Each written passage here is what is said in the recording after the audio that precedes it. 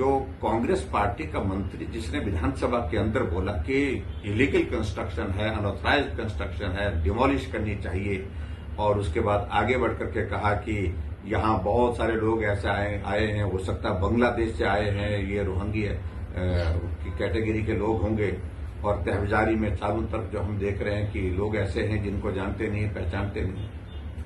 आज press conference कर रहे हैं, भारतीय जनता पार्टी दोषी है। मुझे कहा कि जयराम ने तो जो इनको मदद की है, पैसे मस्जिद बनाने के लिए पैसे दिए।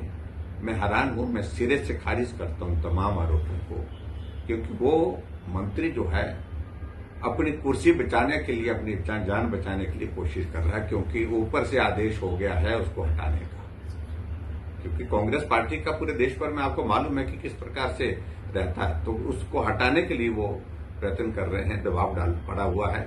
अब वो कुर्सी बचाने में लगा है, अनाप शनाप बोले जा रहे हैं और किसी पर आरोप लगाए जा रहे हैं, इसका कोई अर्थ नहीं। लेकिन आज तो मुस्लिम समाज के लोग भी वहां पर कमिश्नर को मिले और उन्होंने इस बात को कहा, खुद ही स्वीकार किया है, जो अनऑथराइज्ड पोर्शन है उसको हम खुद ही तोड़ देंगे। और आगे बढ़कर के मंडी में भी एक कंस्ट्रक्शन की है जिसको इलीगल माना गया, तो उस पर भी वहां पर भी उसको तोड़ना शुरू कर दिया। उसका भी पोर्शन एक तोड़ा है, एक दीवार लगाई तो उसको तोड़ना शुरू कर दिया है। बाकी सारी चीजों को लेकर के अभी आगे क्या होता है उसका देखेंगे। लेकिन कुल मिलाकर के ये स्थितियां तब बनती हैं जब ऐसे लोगों को प्रोटेक्शन और मतलब उत्साह, एक माहौल इस प्रकार का दिया जाता है। क्योंकि मुख्यमंत्री जी ने भाषण में अपने कहा, जब सरकार बनी थी सबसे पहली उनकी प्रेस कॉन्फ्रेंस, उसमें उन्होंने यही कहा था, मैं 97% हिंदुओं की पार्टी को हरा करके आया हूं। और ये सारी बात शिमला में कही, दिल्ली में कही, जाकर के हैदराबाद में कही, बेंगलोर में कही, सब जगह कही उन्होंने। इससे फिर ऐसे लोगों की हिम्मत हौसला बढ़ता है और इसके कारण नुकसान हुआ है।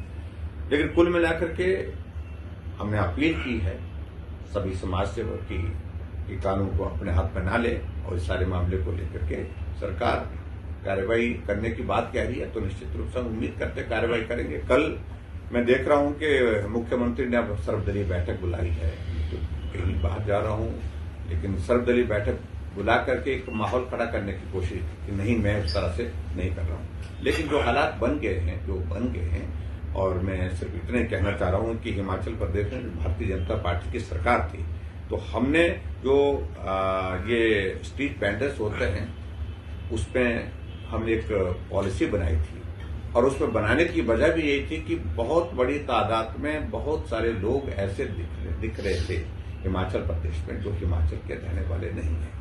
हमने कहा इनका वेरिफिकेशन होना जरूरी है, इनका आइडेंटिफिकेशन होना जरूरी है, और इसलिए होना जरूरी है हमें कोई आपत्ति नहीं, देश का नागरिक कहीं भी आ सकता है, कहीं भी काम कर सकता है, लेकिन हमें मालूम तो रहना चाहिए कि लोग कौन हैं, कहां से आए हैं, कहां रहते हैं, क्या इनका पृष्ठभूमि है, ये सब जानना जरूरी है।